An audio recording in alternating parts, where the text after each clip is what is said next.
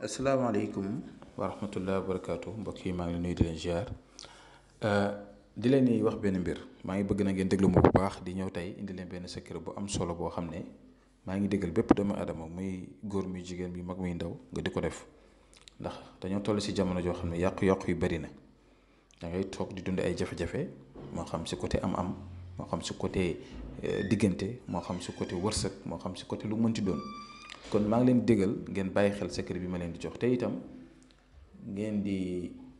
ñi nga xam si ni ñaareel dañuy faral di ma woo di ma wax wàllu istixaara wàllu seetlu seen wàllu diggante incha allah ba tey mi ngi disponible ndax fan yii dañu xawoon xat mais képp koo xam ne yaa ngi yittewoo xool say mbir pour ñu dafa lay istixaara moo xam say mbiru bopp la moo xam si wàllu diggante la moo xam si wàllu tukki la moo xam si wàllu lu mu mënti doon incha allahu rabbi boo ngeen ñu contacter si numéro di affiché si écran bi incha allah dinañ leen ko defal. dinañ ñëw tam si wàllu firi gént am na ñu mu ko doon wax ñu bari mais dinañ si ñëw am na benn téere boo xam ne jàng nañ ko dinañ ñëw waxal leen yenn façon gént yi boo géntee lii léegi lay tekki léegi lii nga war a def yëpp dinañ si ñëw incha allah. kon tey bu soobee yàlla secret bi leen di jox tey jii nii mooy secret limon bi ngeen gis limon bi boo xoolee dafa baax kaaraange la wallaahi lazim képp ku góorgóorlu bi di ko def weer bu ne benn yoon.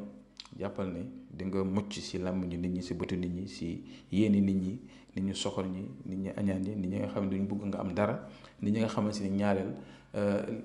jafe-jafe yu bëri nit ñi ngi koy dund nit a leen ko teg moo xam ñu dem liggéey la moo xam ñu yéene la lu bon wala moo xam nangam kon tey loolu leen di jox tey li ngay def mooy ut ñaari limon léegi benn limon bi da nga koy xar si digg bi boo xaree benn limon bi si digg bi nga jël ay xorom pole doomu xorom pole yi nga jam ko si limon yi amul lim nag jëlal di jam ba mu fees rek da nga si ñaari parti yi limon yi nga xar noonu su ko defee nga jël ko bu fekkee ne néeg nga am teg ko sa nekk ba suba teel nga xëy sànni ko bu dee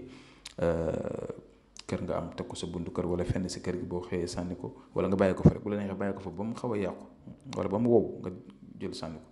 bu dee appartement nga am tam nga def ko noonu dégg nga. bu ko defee beneen limon bi da nga koy xar si digg bi nga wut ndoxu géej nga jël limon bi nga pressé ko nga nar ko si biir ndoxu géej bi su ko defee nga jël xorom pole boobu noonu nga wal ko ba mu nekkut kii sunguf nga def ko si biir siwo bi su ko defee nag nga de si sangu lu tolloog ñetti fan mbir mu yéeme la te am doole te am solo man mii dama ko yàgg defal ay nit koo xam ne dafa dem ba xamul lu ne si jëmmam xeex yi sonal na ko.